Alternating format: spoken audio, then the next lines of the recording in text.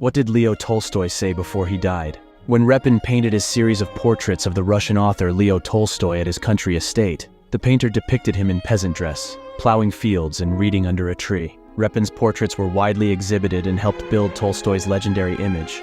In his last days, and despite his declining health, Tolstoy renounced his aristocratic lifestyle and left his estate to begin a new life as a peasant at the age of 82.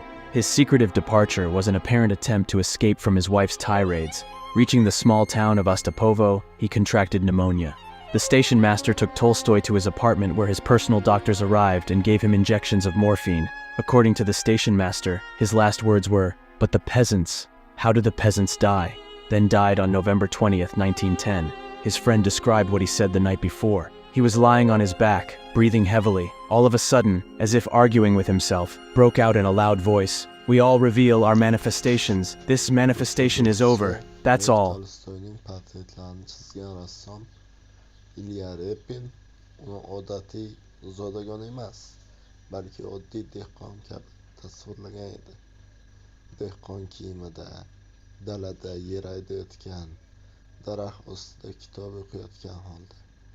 Bu suratlar keyinchalik Tolstoyning afsonaviy qiyofasini yaratdi.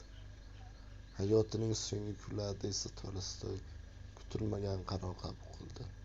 Sog'ligi yomonlashganiga qaramay, u zodagonlik hayotidan voz kechdi va 82 yoshda oddiy dehqon kabi yangi hayot boshlashga yo'lida ta'kid.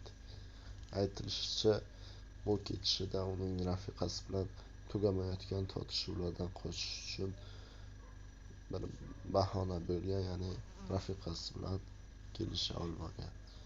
Kichik Ostapovo shahriga yetib borgach, u zotiljamga chalindi. Vokzal boshlig'i uni uyga olib ketdi. Shifokorlar kelishdi. Unga morfiy ukollari qilindi. Shunda Tolstoyning so'nggi so'zlari yangradi.